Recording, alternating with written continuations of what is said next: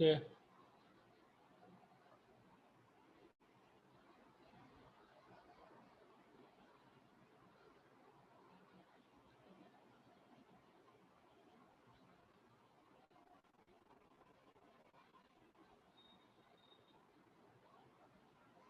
Right.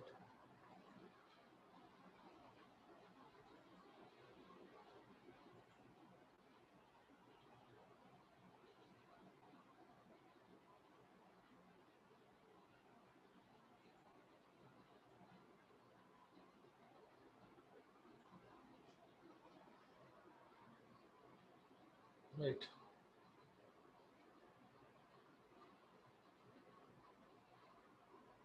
Okay. Yeah, Mr. GUV double NR, please switch off your phone photo. Your photo should be okay. That doesn't matter. Coming to the until 7 questions we discussed in previous session. Coming to the number 8, కొద్దిగా చాలా ఎక్కువ ఉన్నాయి, fast ట్రాక్లో చదువుతున్నాను. ఈజీగానే ఉంటాయి, పెద్ద కష్టమే కాదు. కంపేర్ టు 106, 7 మీద ఈజీ అయ్యేది. What are the safety precautions to store dangerously reactive materials? What is the meaning of the reactive materials here? Reactive materials అంటే క్రియాశీలత సంబంధించిన పదార్థాలు. జనరల్గా paints are the reactive materials in construction projects. That particular hazardous chemicals are classified under 4 categories. Number 1 is the fire hazards. It should be labeled as a red. Coming to the second one, health hazards. It should be labeled as a blue. Coming to the third one, reactivity substances. This particular reactive substance are labeled as a yellow color. Last one, specific hazards. It should be labeled as a white color. So here we are studying the what are the safety precautions to store the dangerously reactive materials. అంటే క్రియాశీలత పొందుతున్న పదార్థాన్ని ఏ రకంగా జాగ్రత్తగా storage చేయాలి అని చెప్పి అంటున్నాడు. Store dangerously reactive materials in areas which are well ventilated areas. అంటే ఇవి పర్టికులర్ రియాక్టివ్ మెటీరియల్స్ వేరే కాంపౌండ్ తోటి మిక్స్ చేసినప్పుడు చాలా ప్రమాదకరం అనమాట. అంటే అవి మనకు సోలోగా ఏమి హాని చేయవు. That substance should be chemically mixed with other element. It creates the hazards. So it is the called reactive material. This particular reactive materials are stored in well ventilated areas. అంటే వెలుతురు ఎక్కువగా వచ్చే దాంట్లో పెట్టాలి. Coming to the second point, supplied with adequate firefighting equipment, including sprinklers. కంపల్సరీగా ఇవి వాడుతున్న ఏరియాలో ఫైర్ ఫైటింగ్ ఎక్విప్మెంట్స్ అన్నీ ఉండి ఫైర్ స్ప్రింక్లర్ సిస్టమ్ ఉండాలన్నమాట. అంటే నీటి తుంపర విధానం కంపల్సరీగా పెట్టాలి. Sprinklers may not be used in the areas where the material that reacts dangerously with water as present. అంటే ఆ పర్టికులర్ రియాక్టివ్ మెటీరియల్స్ యొక్క మన ప్రాపర్టీ వాటర్ తోటి మిక్స్ అయితే ప్రమాదం అనుకున్న ఏరియా దగ్గర మాత్రం స్ప్రింక్లర్స్ పెట్టకూడదు. వాటర్తో మిక్స్ అయితే ప్రమాదం లేదు అనుకున్న ఏరియాలో మాత్రం just we have to install the fire sprinkler system. Fire fighting ఎక్విప్మెంట్తో పాటు fire sprinkler. Because this particular chemical mix other chemical తోటి మిక్స్ అయినప్పుడు ఫైర్ హజార్డ్స్ కూడా క్రియేట్ చేస్తుంది అనమాట. Coming to the third point, supplied with suitable spill cleanup equipment and materials. ఇవి ప్రమాదవశాత్తు handling చేస్తున్నప్పుడు మొలిగిపోతే దాన్ని ఇమీడియట్గా మైనర్ కెమికల్ స్పిల్ కంట్రోల్ సంబంధించిన పరికరాలు ఉండాలి. ఇమీడియట్గా క్లీన్ చేసేటట్టు ఉండాలి, లేకపోతే ప్రమాదం క్రియేట్ అవుతుంది. Coming to the next point, free of the ignition sources such as the sparks, flames, burning tobacco and hot surfaces. అంటే ఈ పర్టికులర్ కెమికల్స్ తోటి మనం హ్యాండ్లింగ్ చేస్తున్నప్పుడు ఇగ్నిషన్ సోర్సెస్ అంటే వేడి ఉదజల్లే మూలాలు ఉండకూడదు, అంటే మండే స్వభావం గల మూలాలు ఉండకూడదు ఎట్టి పరిస్థితుల్లో. అంటే ఆ పర్టికులర్ ఏరియాలో ఏ రకమైన స్పార్క్స్ అంటే వెల్డింగ్ ఆపరేషన్స్ చేయకూడదు, ఫ్లేమ్స్ అంటే గ్యాస్ కటింగ్ యాక్టివిటీస్ చేయకూడదు, బర్నింగ్ టొబాకో అంటే you are not suppose to be smoke, hot surfaces ఏ రకమైన వేడి ఉపరితలాలు ఉండకూడదు. Coming to the next point, accessible at all times అంటే పర్టికులర్ స్టోరేజ్ ఏరియా ఎప్పుడైనా అందుబాటులో ఉండేటట్టు ఉండాలి. అంటే ఆ పర్టికులర్ స్టోరేజ్ ఏరియాకి వెళ్ళే మార్గము safe access and safe agrees అయి ఉండాలి. Coming to the labelled with suitable warning signs అంటే జనరల్గా వీటిని ఎల్లో కలర్ తోటి లేబులింగ్ చేస్తారు, అక్కడ వార్నింగ్ సైన్స్ ఉండాలి అనమాట. This is the safety precautions to store the dangerously reactive materials. ఇంకేనా అడిషనల్ పాయింట్స్ ఉంటే జనరేట్ చేసుకోవచ్చు మీరు. ఓకే, ఇది compulsory question. This particular question is the IS 107 type model. ఇది IS 108లో ఇచ్చాడు, చూసారా అలాగా కొద్దిగా differentiation. Coming to the question number 9, list out the general trenching and excavation rules. అంటే మట్టి తవ్వుడు కార్యక్రమాలు చేస్తున్నప్పుడు, కాలువలు తవ్వుడు కార్యక్రమాలు చేస్తున్నప్పుడు ఏ రకమైన రూల్స్ ఉండాలి ఏంటి? ఫస్ట్ రూల్ ఏంటి? Keep the heavy equipment away from the trench edges. అంటే జనరల్గా ఆ ట్రెంచర్ ఉంటుంది, ఆ పర్టికులర్ ఎక్స్కవేటర్ ఉంటుంది, దాన్ని ట్రెంచ్ ఎడ్జెస్కి కొద్దిగా దూరంగా పెట్టాలి. దగ్గరలో పెట్టామనుకో వాటి లోడు ఆ ట్రెంచ్ ఆ మట్టి మీద పడి అది సైడ్ స్ట్రక్చర్ అయ్యే అవకాశం ఉందని అంటున్నాడు. Coming to the next point, keep surcharge load at least 2 feet from the trench edges. అంటే ఏంటి? What is the meaning of this point? Keep surcharge load అంటే నువ్వు మట్టి తీసేసిన తర్వాత ఉంటుంది కదా, నువ్వు కాలువ తవ్వుతున్నప్పుడు మట్టి తీస్తావు కదా, అది ఎట్టి పరిస్థితుల్లో ఎడ్జ్లో ఉండకూడదు. అది పర్టికులర్ మన తలకి ట్రెంచ్ ఎడ్జ్ నుంచి just you have to maintain the weight some people are admitting. Okay, నువ్వు మట్టి తవ్విన తర్వాత వచ్చేది సాయిల్ని ఆ పర్టికులర్ ట్రెంచ్ ఎడ్జ్కి మినిమం ఒక 2 feet డిస్టెన్స్లో పెట్టాలి, లేకపోతే ఆ బరువుకైనా మనకి ఎడ్జసెంట్ స్ట్రక్చర్ కొలాప్స్ అయ్యే అవకాశం ఉంది. Coming to the third point, know where the underground utilities are located. అంటే మట్టి తవ్వేటప్పుడు, కాలువలు తవ్వేటప్పుడు ఆ పర్టికులర్ భూమిలో యూటిలిటీ సర్వీస్ లైన్స్ ఏమైనా ఉన్నాయా లేదా చెక్ చేయడం. What are the utility service lines అంటే వినియోగ వస్తువులు. అంటే మన టెలిఫోన్ కేబుల్ ఏదైనా వెళ్తుందా, పవర్ కేబుల్ ఏదైనా వెళ్తుందా, లేకపోతే డ్రింకింగ్ వాటర్ పైప్ లైన్ ఏదైనా వెళ్తుందా, లేకపోతే మనకు అతలకు సీవేజ్ ఆర్ మన డ్రైనేజ్ వ్యవస్థ ఏమైనా వెళ్తుందా అనేది చెక్ చేసుకొని తవ్వాలి. అలాగా మీరు ఇష్టం వచ్చినట్టు తవ్వితే గవర్నమెంట్ వాళ్ళు వచ్చి మీ మీద కేసు పెడతారు. Coming to the next point, test for the low oxygen and hazardous fumes and toxic gases. Particular trench కానీ పిట్ కానీ when you are suppose to dig the more than 6 feet దాటి వెళ్తున్నాం అనుకో, confined space procedure వాడాలి. ఎందుకంటే మట్టి తవ్వుతున్నప్పుడు అందులో రకరకాల మన పొగలు, వాయువులు, గ్యాసెస్ వస్తాయి. కన్ఫైన్డ్ స్పేస్ ప్రొసీజర్ ప్రకారంగా ఇంకా 6 feet దాటి లోపలికి వెళ్తుంటే ఎయిర్ టెస్ట్ చేస్తూ కిందకి వెళ్తూ ఉండమంటున్నాడు. Coming to the next point, inspect the trenches at start of the each shift. ఆ పర్టికులర్ ట్రెంచెస్ ఉంటాయి కదా, పరికరాలు ఓన్లీ కాలువలు తవ్వుతాయి, ప్రతి షిఫ్ట్లోనూ ఆ పర్టికులర్ వెహికల్ యొక్క క్యాలిబ్రేషన్ చెక్ చేయాలి. Inspect the trenches following the rain storm. అంటే what is the meaning of the rain storm అంటే ఎట్టి పరిస్థితుల్లో వర్షపు తుఫాను వస్తున్నప్పుడు ఈ పర్టికులర్ ట్రెంచెస్ని వాడకూడదు, అవి ఖాళీగా పెట్టేయాలన్నమాట. రెయిన్ స్టోమ్ అంటే వర్షం పడుతున్నప్పుడు, వర్షపు తుఫాను వస్తున్నప్పుడు పర్టికులర్ ట్రెంచెస్ని అసలు ఎక్స్కవేషన్ సంబంధించిన పనులు ఏమి చేయకూడదు. Coming to the next, not work under the raised loads. అంటే వేలాడుతున్న లోడ్స్ కిందన ఎట్టి పరిస్థితుల్లో పనిచేయకూడదు. ఎందుకంటే సీవేజ్ అండ్ శానిటరీకి పెద్ద పెద్ద పైప్ లైన్స్ క్రేన్ ద్వారా లిఫ్ట్ చేసి ఆ పర్టికులర్ కాలువలో పెడుతుంటారు, అక్కడ వాళ్ళ కిందన వర్కర్స్ ఉన్నారనుకోండి ప్రమాదం అనమాట.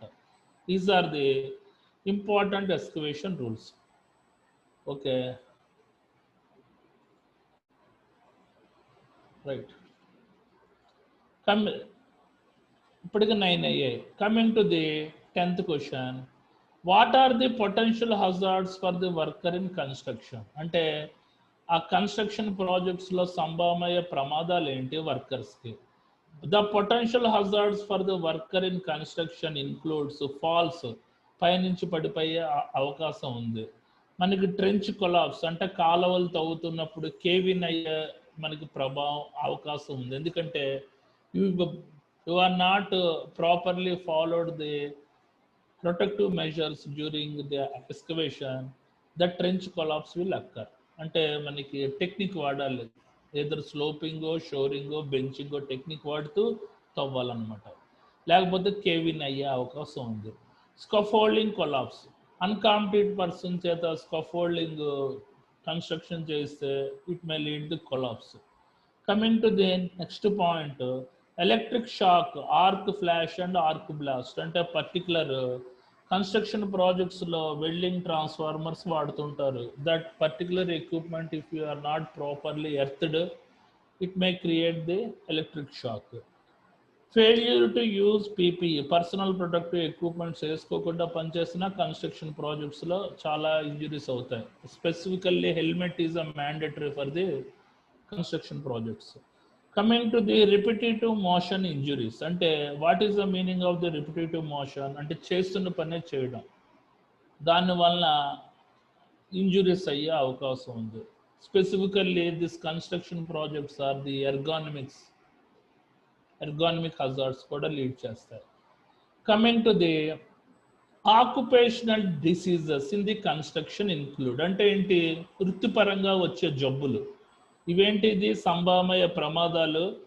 ఇవి వృత్తిపరంగా వచ్చే జబ్బులు ఏమొస్తాయి? యాస్బెస్టాసస్, నువ్వు ఫ్లోరింగ్ వర్కులకి ఎక్కువగా చేస్తుంటావు కాబట్టి వాటి నుంచి వచ్చే ధూళి ప్రాపర్ రెస్పిరేటరీ వేసుకోకుండా పనిచేస్తే it will squeeze your lungs. Coming to the silica, అంటే రాయి పొడి. Repairable crystalline silica and rock dust. ఈ పర్టికులర్ క్రషింగ్ ఇండస్ట్రీస్లో పనిచేస్తున్నప్పుడు ఆ concrete materials loading and unloading activities చేస్తున్నప్పుడు సిలికా డస్ట్కి ఎక్స్పోజ్ అయ్యి it may lead the respiratory devices. Coming to the lead, ఇది పెయింటింగ్ సంబంధించింది. Hazardous lead in paints coatings. అంటే particular paints, specifically OBD coatings, మన ట్రాక్టర్ ఎమల్షన్ అని చెప్పి advertisements ఇస్తుంటారు కదా, అందులో ప్రమాదకరమైన లెడ్ ఉంటుంది. దానికి ఎక్స్పోజ్ అయినా it may lead the occupational hazards. Coming to the fourth one, isocyanides. What is the meaning of the isocyanides? అంటే any salt or ester from the isocyanic acid నుంచి వస్తుందట. ఇలా రాసేయండి.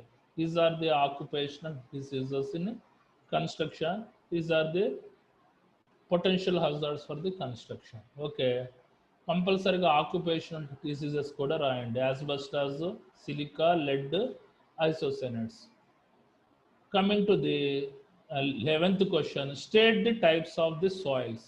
సాయిల్స్లో ఉండే రకాలు ఏంటి అని అడుగుతున్నాడు. Coming to the number 1, soil type A. Most stable అంటే ఎక్కువ స్థిరమైన దాన్ని మోస్ట్ స్టేబుల్ అని అంటారు. ఇవేంటి? అందులో క్లే అంట. క్లే అంటే ఏంటి? What is the meaning of the clay? అంటే బంకమన్ను సంబంధించిన నేలని క్లే అని అంటారు. It is the most stable. Silky clay అంటే ఎర్రమన్ను మరియు బంకమన్ను మిశ్రమాన్ని సిల్కీ క్లే అంటారట. It is the most stable.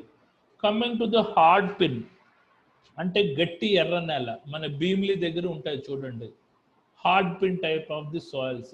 These are the most stable soils. Okay.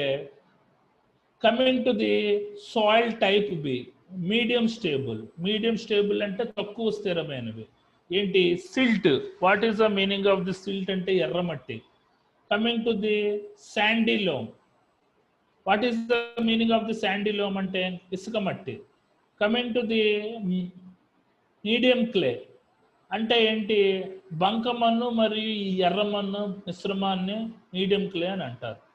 Coming to the unstable dry rock, అంటే రాక్ ఉంటుంది తవ్వుతుంటే అంతా రాళ్లతో ఉంటుంది అనమాట. నువ్వు తవ్వితే సైడ్ స్ట్రక్చర్ కొలాప్స్ అవుతుంది. ఇది అంటే మెత్తటి పగుళ్ళు రాయి లాంటి కూడిన నేలట ఇది అన్స్టేబుల్ డ్రై రాక్ అంటారు. Coming to the soil type C, ఇది లీస్ట్ స్టేబుల్, చాలా తక్కువ స్థిరమైంది. దీనికి కంపల్సరీగా షోరింగ్, స్లోపింగ్, బెంచింగ్ టెక్నిక్ వాడి మనం చేస్తూ ఉంటారు. కమింగ్ టు ది గ్రావెల్, అంటే కంకర నేల.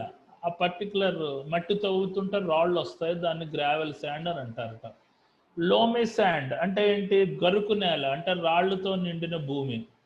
Coming to the soft clay, what is the meaning of the soft clay అంటే తక్కువ శాతము రూపంలో ఉన్న బంకమన్ను.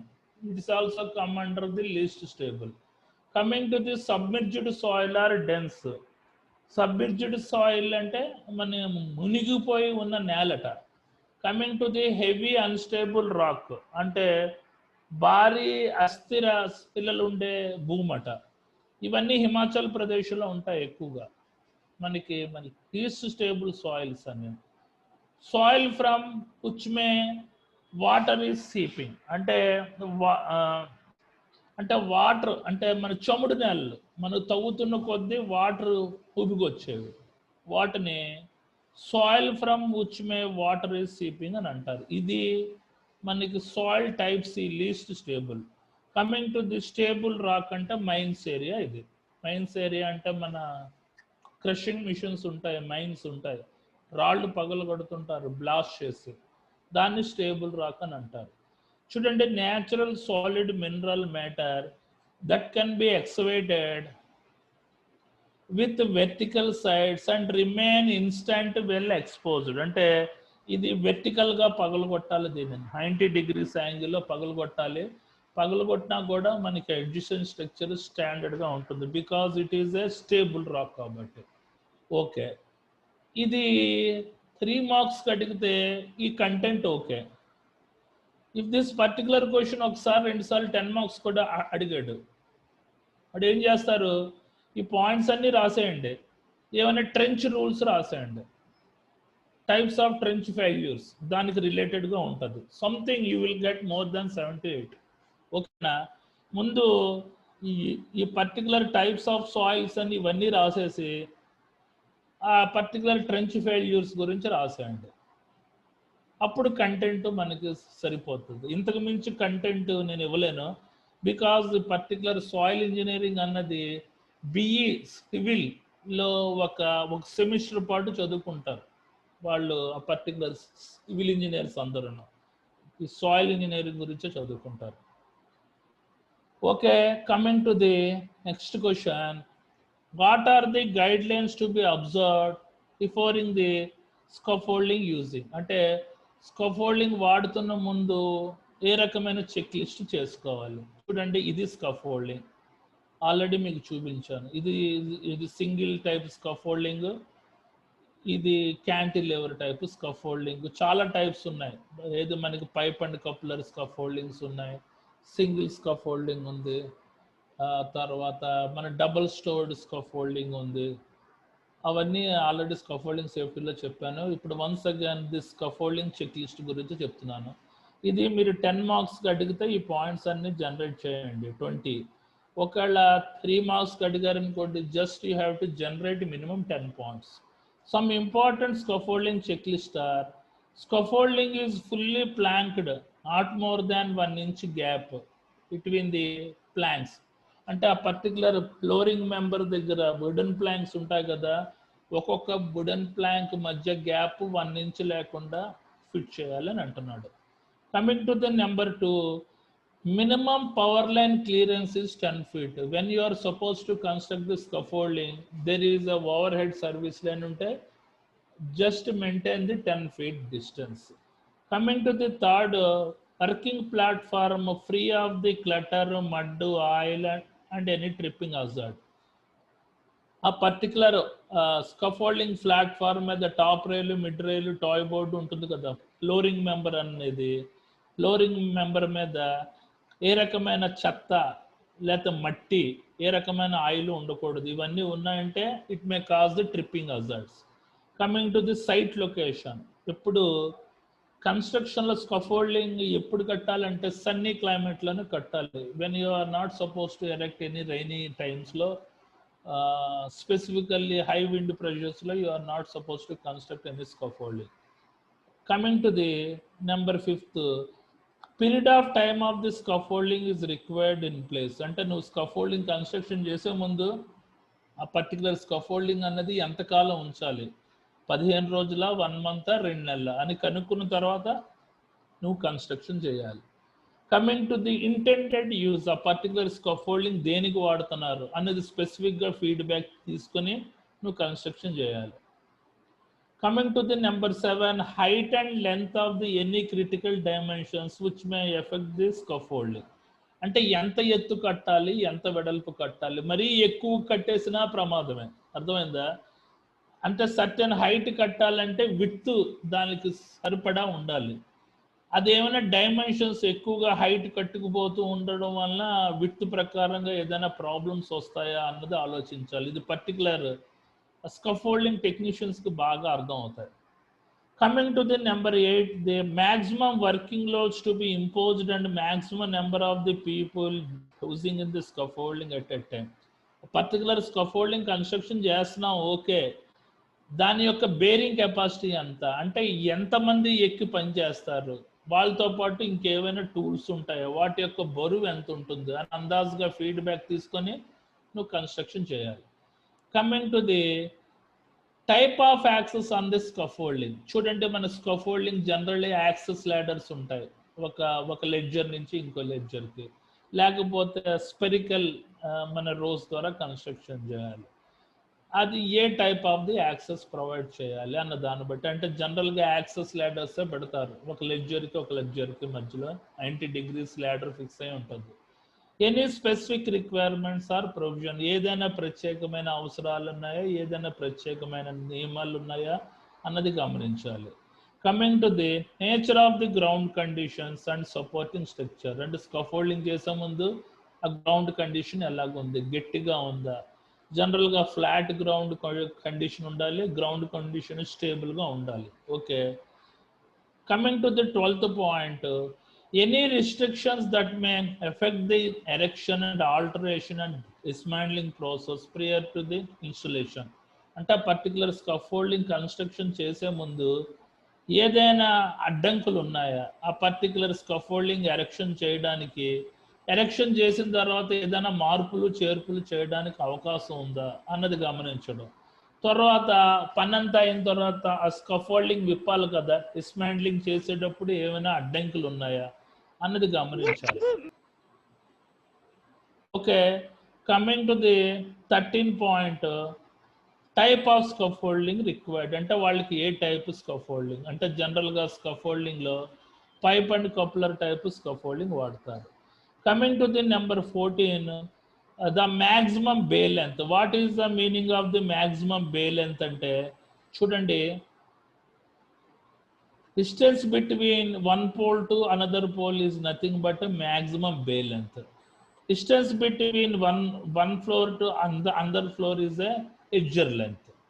మళ్ళీ చెప్తున్నాను, distance between one standard pole to another pole is nothing but a bay length. Distance between one ledger to another ledger అది ఉంటుంది అక్కడ, చెప్తాను. చూడండి, మ్యాక్సిమం బే లెంత్ అంటే distance between 2 standard poles are nothing but a bay length. Maximum lift length అంటే distance between one ledger to another ledger is nothing but lift length. Coming to the 16th point, safe working load and load class. Coming to the maximum lex loads, is all are the checklist before installing scaffolding. Coming to the 18th, information can be included in the relevant drawing if appropriate. అంటే a particular scaffolding చేసే ముందు దానికి సంబంధించిన drawing ఏదైనా ఉందా అన్నది కనుక్కోవడం. తర్వాత maximum tie spacing both horizontal and vertical and tight duty. What is the meaning of the మనకి టై స్పేసింగ్ అంటే, టై స్పేసింగ్ అన్నది A tie is a device used between the scaffolding components and the building structure to enhance the lateral stability. ఈ particular మనకి tie spacing వలన దాని యొక్క lateral stability గట్టి పడుతుందట. అంటే మనకి అన్నిటికీ ఈ టై స్పేసింగ్ అక్కర్లేదు, కొన్నిటి వాటికి మాత్రమే మనకి టై స్పేసింగ్ అవసరం. అది కూడా అవసరమా కాదా అన్నది నిర్ధారించుకోవాలి. Coming to the number 20, any other information related to the design, installation or use of this scaffolding. ఇంకేదైనా సమాచారం ఆ స్కాఫోల్డింగ్ ఏ రకంగా రూపకల్పన చేస్తారు, ఏ రకంగా స్థాపిస్తారు, ఏ రకంగా ఉపయోగిస్తారు అన్న దాని గురించి. Okay, these are the important checklist. ఇది కంపల్సరీగా అడుగుతాడు, ఎక్కడ ఏదో పేపర్లో తగులుతుంది. ఐదర్ IS 102 అయినా 108 అయినా డెఫినెట్గా చాలాసార్లు అడిగాడు ఈ క్వశ్చన్. 3 మార్క్స్లో అడగచ్చు, 10 మార్క్స్లో అడగచ్చు. నేను కంప్లీట్గా 10 మార్క్స్కి సరిపడా స్టాండర్డ్ పాయింట్స్ రాశాను. If you know any another points, just you have to generate those points also. You are not supposed to write the scaffolding precautions. This is the scaffolding checklist. So you have to by heart all these points. It should be mandatory. Coming to the 13th, list out the welfare measure for the construction workers. What is the meaning of the welfare? అంటే సంక్షేమము సంబంధించిన కొలమానాలు. Construction వర్కర్స్కి ఏ రకమైన సంక్షేమాలు provide చేయాలి, ఎవరు? Management. Coming to the welfare measure for the construction workers are the group personal accident insurance scheme. అంటే జనరల్గా construction ప్రాజెక్ట్స్లో disasters అవుతూ ఉంటాయి, ఒకేసారి 7-8 తలకాయలు లెగుస్తూ ఉంటాయి. వాళ్ళకి group personal accident insurance scheme ఉందా లేదా అన్నది చెక్ చేయడం, అది ఉండేటట్టు చేయడం. Coming to the funeral assistance, అంటే ఎవరైనా వ్యక్తి చనిపోతే అతనికి మన తాలూకా దహన సంస్కారానికి అయ్యే ఖర్చులు, అంత్యక్రియలు సంబంధించిన డబ్బులు ఇవ్వాలి. తర్వాత న్యాచురల్ డెత్, అతను మామూలుగా చనిపోయినా కూడా అతనికి ఇన్సూరెన్స్ క్లెయిమ్ అప్లికబుల్ అయ్యేటట్టు ఉండాలి. తర్వాత పాయింట్ ఎడ్యుకేషన్ అసిస్టెంట్, అంటే వాళ్ళ పిల్లలకి ఎడ్యుకేషన్లో సహకారం అందించేటట్టు ఉండాలి. Coming to the maternity assistance, ఆడోళ్ళు ఎవరైనా గర్భవతులు అయితే వాళ్ళకి కంపల్సరీగా మనకి ప్రసూతి సహకారాలు అందించాలి. Okay, coming to the pensions for the construction workers, వాళ్ళు once after crossing 55 years they are unable to do the construction job, certain pensions supposed to be provided by the management. అంటే ఇవన్నీ మనకి L&T అలాంటి సంస్థల్లో ఉంటాయి, నార్మల్గా చేస్తున్న కన్స్ట్రక్షన్లో ఉండవు. అంటే రిప్యూటెడ్ మల్టీనేషనల్ కన్స్ట్రక్షన్ కంపెనీస్లో ఇవన్నీ ఉంటాయన్నమాట. ట్రైనింగ్, కరెక్ట్గా శిక్షణ ఇచ్చేటట్టు ఉండాలి. తర్వాత క్రెచెస్, మనకి జనరల్గా ఆడోళ్ళు పిల్లలతో వచ్చినప్పుడు పిల్లల్ని చూడడానికి ఉండే ఆలనా పాలనా కేంద్రాలని క్రెచెస్ ఉండాలి. Immediate assistance in case of the accident, ఏదైనా ప్రమాదం జరిగితే తక్షణ సహకారం అందించాలి. తర్వాత medical expenses for the major alignments, అంటే what is the meaning of the major alignments అంటే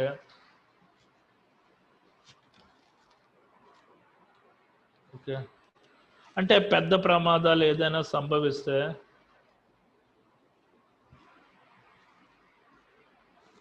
అంటే మేజర్ అనారోగ్యాలు లాంటిది ఏదైనా సంభవిస్తే వృత్తిపరంగా వాళ్ళకి మెడికల్గా హెల్ప్ చేయాలి. Coming to the next point, మెటర్నరీ benefit to the female beneficiaries, అంటే ఆడోళ్ళకి పిల్లలు పుట్టినప్పుడు సర్టన్ 5 నెలలు 6 నెలలు సర్టన్ లీవ్స్ శాంక్షన్ చేసి ఆ టైంలో కూడా వాళ్ళకి కొద్ది శాలరీస్ వచ్చేటట్టు చూడాలి. Hours of the work per day, అంటే జనరల్గా 8 hours మించి పని చేయించకూడదు. Wages for the overtime, అంటే జనరల్గా కన్స్ట్రక్షన్ ప్రాజెక్ట్స్లో 8 hours చేయరు, 12 hours చేస్తుంటారు, దుంపదిస్తూ ఉంటారు. అందులో ఇంకో కంపల్సరీగా 2 hours అయితే 2 hours, 4 hours అయితే 4 hours ఓవర్ టైం ప్రొవైడ్ చేయాలి. వాటికి సంబంధించిన ఓవర్ టైం పేమెంట్ కూడా ప్రాపర్గా ఇవ్వాలి.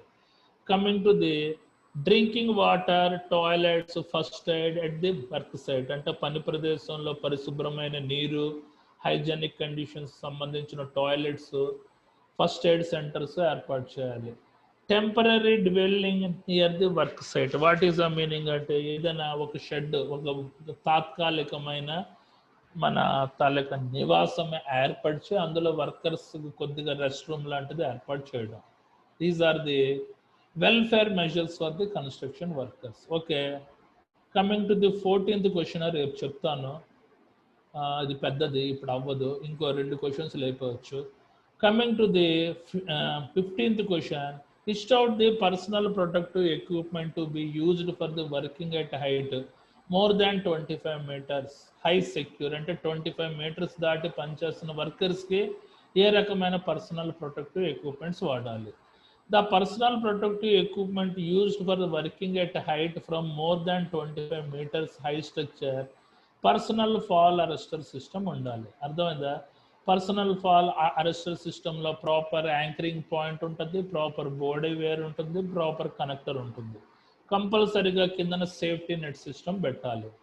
తర్వాత గార్డ్ రైల్ సిస్టమ్ అంటే వీలైతే ఎక్కువ స్లాబ్ అనుకో, అది మనకి స్లాబ్ లాంటి ఏరియా అయితే గార్డ్ రైల్ పెడతారు. ఒకవేళ గార్డ్ రైల్ లేకుండా ప్రొవిజన్ వేలాడుతూ పనిచేయాలంటే కిందన సేఫ్టీ నెట్ సిస్టమ్ పెట్టాలి. ఓకేనా? Guard rail, top rail, mid rail, toe board ఉంటుంది. Coming to the what is the importance of the good housekeeping. చూడండి, మీకు ఆల్రెడీ IS 106లో 5 ప్రిన్సిపల్స్ ఆఫ్ హౌస్ కీపింగ్ చెప్పాను. ఇక్కడ గుడ్ హౌస్ కీపింగ్ గురించి అడుగుతున్నాడు. Coming to the prevent the wastage అంటే wastage అనేది ఉండదు నీకు పర్టికులర్ గుడ్ హౌస్ కీపింగ్ మీద. ప్రివెంట్ ది ఫైర్, అగ్ని యొక్క కదలికలు సంభవించవు. సేవ్ టైమ్స్, మనకి మెటీరియల్స్ అగ్రిగేషన్ ఈజీగా ఉంటుంది కాబట్టి ఏ మెటీరియల్ అయినా వెళ్ళి పట్టుకొచ్చుకొని పని చేసుకోవచ్చు. Gives the condition control over the workers అంటే పరిస్థితులు అన్నోళ్ళ చేతిలో ఉంటాయన్నమాట. Coming to the increased production అంటే ఉత్పాదక శక్తి పెరుగుతుంది. Coming to the next, gives our workers free to move అంటే మన వర్కర్స్ సేఫ్ యాక్సెస్ అగ్రెస్ ఉంటుంది కాబట్టి వర్కర్స్ ఎక్కడ పడితే అక్కడికి ఫ్రీగా వెళ్ళొచ్చు. Coming to the gives our workers pride అంటే వర్కర్స్ యొక్క విశ్వాస స్థితి పెరిగేటట్టు ఉంటుంది. Coming to the next point, protect our products and equipments మనం తయారు చేసిన వస్తువులు, పరికరాలు ఎప్పటికప్పుడు రక్షణ కల్పించుకోవచ్చు. Coming to the reduce our waste అంటే waste elimination process is nothing but good housekeeping. Okay, coming to the next point, reduced handling to is flow of the material అంటే ఫ్లో ఆఫ్ ది మెటీరియల్ చక్కగా ఉంటుంది అంటే అది మనకు process ప్రకారంగా వెళ్తుంటుంది. Coming to the next point, preventing the tripping and slipping accidents in clutter free and spill free areas అంటే జారి వెనక్కి పడడం, తూలి ముందు పడడం లాంటి ప్రమాదాలు ఉండవు. ఎందుకంటే ఆ పర్టికులర్ ఏరియాలో ఏ చెత్త చెదారం ఉండదు, ఏ స్పిల్ ఫ్రీ, ఏ రకమైన రసాయనాలు వెలిగిపోవు కాబట్టి అని అంటున్నారు. Coming to the decreased fire hazards అగ్ని యొక్క కదలికలు సంభవించే అవకాశం ఉంటుంది. Coming to the lower worker exposure to the hazardous substance అంటే మనకి డస్ట్, వేపర్స్ సంబంధించిన ప్రమాదకరమైన పదార్థాలకు వర్కర్స్ ఎక్కువగా ఎక్స్పోజ్ కారు ఎందుకంటే ప్రాపర్ వెంటిలేషన్ సిస్టమ్ ఉంటుంది కాబట్టి. Coming to the next point, better control of the tools, materials including inventory and supplies అంటే ఇన్వెంటరీ అంటే మినిమం మెటీరియల్ సప్లై ఎంతవరకు ఉండాలి అనేది కూడా మెయింటైన్ చేయొచ్చు. It will create the good house keeping. More efficient equipment cleanup and maintenance. Coming to the better hygienic conditions leading to improve health అంటే అత్యంత ఆరోగ్య పరిస్థితులు ఉంటాయి, అది నీ యొక్క హెల్త్ కూడా మెరుగవడానికి అవకాశం ఉంటుంది. More effective use of the space నీ ఉన్న ఏరియాను సక్రమంగా యూటిలైజ్ చేసుకోవచ్చు. Coming to the next point, reduced property damage by improving the preventive maintenance అంటే ఈ particular preventive maintenance, schedule maintenance కూడా గుడ్ హౌస్ కీపింగ్లో వస్తాయి కాబట్టి నువ్వు ప్రాపర్గా preventive maintenance of the particular equipments చేస్తున్నావు కాబట్టి నీ యొక్క పరికరాలు డ్యామేజ్ అయ్యే అవకాశం ఉండదు. Improved morale of the workers అంటే మీ పనిచేసే వర్కర్స్లో కాన్ఫిడెన్స్ పెరుగుతుంది. ఇంప్రూవ్డ్ ప్రొడక్టివిటీ అంటే ఉత్పాదక శక్తి పెరుగుతుంది, తత్ఫలితంగా నీకు ప్రాఫిట్స్ వస్తాయి. Tools and materials will easily find. మనకి స్టోర్స్లో టూల్స్ మెటీరియల్ ఈజీగా సాగ్రిగేషన్ ఉంటుంది కాబట్టి ఫైండ్ అవుట్ చేయొచ్చు. Coming to the less janitorial work అంటే కాపలాదారుని పని నీకు ఆల్మోస్ట్ తగ్గిపోద్ది అని చెప్పి అంటున్నాడు. ఇవి if you generate any 9 or 10 points you will get the 3 marks. ఇది మనకి 10 మార్క్స్కి అడిగినా కూడా అడగచ్చు. అకార్డింగ్ టు ది మీరు ఈజీగానే రాసేయగలరు. Coming to the what are the hazards in crane operation అంటే చూడండి, క్రేన్ అండ్ రిగ్గింగ్ యాక్టివిటీస్ అవుతున్నప్పుడు ఏ రకమైన మనకి ప్రమాదాలు జరుగుతాయి. చూడండి, క్రేన్ హజార్డ్స్ జనరల్గా improper load rating. What is the meaning of the improper load rating అంటే ఆ క్రేన్ యొక్క కెపాసిటీ అంతా అది ఎత్తుతున్న బరువు కెపాసిటీ అంతా అంటే safe working load. The crane capacity 20 tons అంటే అది ఎత్తుతున్న load capacity in between 15 to 16 tons ఉండాలి. అలా చేయకుండా 20 ton క్రేన్స్ తోటి 25 tons ఉన్న మెటీరియల్ ఎత్తించామనుకో, it should be disaster. Excessive speeds అంటే క్రేన్ యొక్క బూమ్ ఆపరేషన్స్, స్వింగ్ ఆపరేషన్స్ ఒక కాంపిటెంట్ పర్సన్ చేత చేయించాలి. దానికి స్పీడ్ లిమిట్ని అదుపులో చేస్తూ మెటీరియల్ హ్యాండ్లింగ్ చెయ్యాలి. No hand signal, particularly that crane is truck mounted crane అనుకోండి, కంపల్సరీగా రిగ్గర్ ఉండాలి. ఇఫ్ ది రిగ్గర్ మన సిగ్నల్స్ వేస్తుంటాడో ఆ ప్రకారంగా క్రేన్ ఆపరేటర్ పనిచేయాలి. Coming to the next point, inadequate inspection and maintenance. ఆ పర్టికులర్ క్రేన్ని సరిగ్గా నిర్వహించకపోయినా మెయింటైన్ చేయకపోయినా ప్రమాదమే. ఓకే, రైట్, ఆపాను. తర్వాత క్లాసులో కంటిన్యూ చేస్తాను. ఇంకేమైనా డౌట్స్ ఉన్నాయా మిస్టర్ సూరిబాబు?